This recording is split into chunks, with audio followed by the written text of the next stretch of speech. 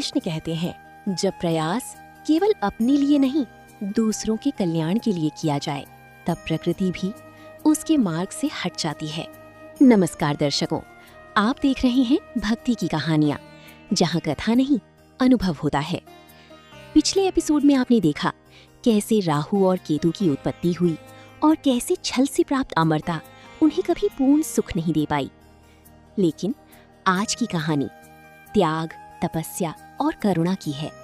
एक ऐसी राजा की जिसने अपने पूर्वजों की मुक्ति के लिए वर्षों तक तपस्या की, देवताओं को प्रसन्न किया और स्वर्ग से गंगा को पृथ्वी पर ले आया। आज की कथा है माँ गंगा के अवतरण की। राजा सगर और अश्वमेध यज्ञ। बहुत समय पहले एक महान राजा थे, राजा सगर। उन्होंने अपनी शक्ति और साम्राज्य स्थापित करने के लिए अश्वमेध यज्ञ शुरू किया। लेकिन देवताओं की राजा इंद्र को भय हुआ कि कहीं राजा सगर अधिक शक्तिशाली न हो जाएं। इसलिए इंद्र ने यज्ञ का घोड़ा चुरा लिया और उसे छिपा दिया।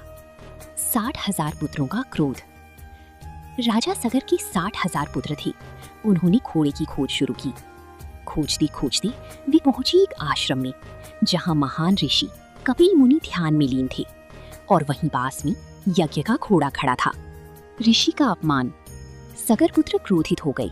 उन्होंने बिना सोची समझी कपिल मुनि पर चोरी का आरोप लगा दिया। जब कपिल मुनि ने आंखें खोली तो उनकी क्रोध की अग्नि से सभी 60,000 पुत्र उसी क्षण भस्म हो गए। अधूरी आत्माएं।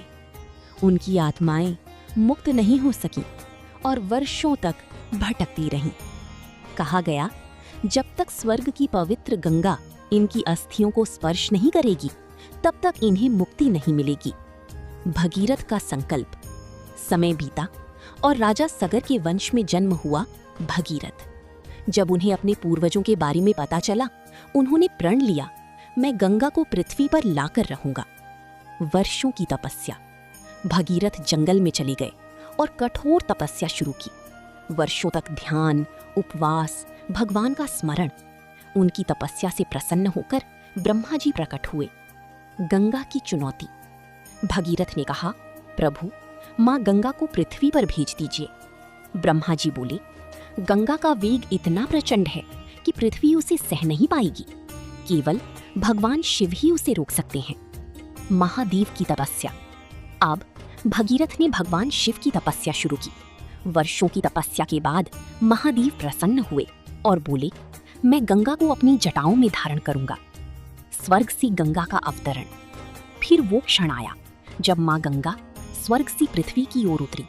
उनका वेग इतना प्रचंड था कि पूरी पृथ्वी कांप उठी। लेकिन महादेव ने उन्हें अपनी जटाओं में बांध लिया। फिर धीरे धीरे उन्होंने गंगा को पृथ्वी पर प्रवाहित किया। पूर्वजों की मुक्ति। भगीरथ गंगा को लेकर उस स्थान पर पहुंचे जहां उनके पूर्वजों की राख थी। जैसे ही गंगा का जल उनकी अस्थियों को स्पर्श हुआ, सभी आत्माओं को मुक्ति मिल गई। इस कथा का गहरा अर्थ। सच्चा प्रयास कभी व्यर्थ नहीं जाता। दूसरों के कल्याण के लिए किया गया कर्म सबसे महान होता है और तपस्या असंभव को भी संभव बना सकती है। कलयुग के लिए संदेश। आज हम छोटी छोटी कठिनाइयों में हार मान लेते हैं, लेकिन अगर भगीरथ वर्षों तक तपस्या कर सकते हैं, तो हम अपने जीवन की लड़ाइयों से क्यों? एक अंतिम सच्चाई। कभी कभी एक व्यक्ति की मेहनत पूरी पीढ़ियों का भाग्य बदल देती है। तो दर्शकों, ये थी कहानी माँ गंगा की पृथ्वी पर अवतरण की। अगर आपको ये कहानी पसंद आई हो तो लाइक करें, शेयर करें और चैनल को सब्सक्राइब बेल जरूर करें। कमेंट में जरूर लिखें, जय श्री कृष्ण। हम फिर मिलेंगे एक नई भक्ति कहानी के साथ। तब तक के लिए धर्म के मार्ग पर चलते रहिए और भगवान पर विश्वास बनाए रखिए।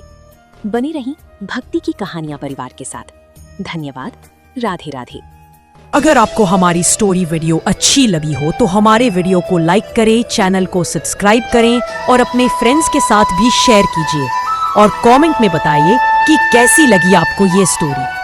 धन्यवाद।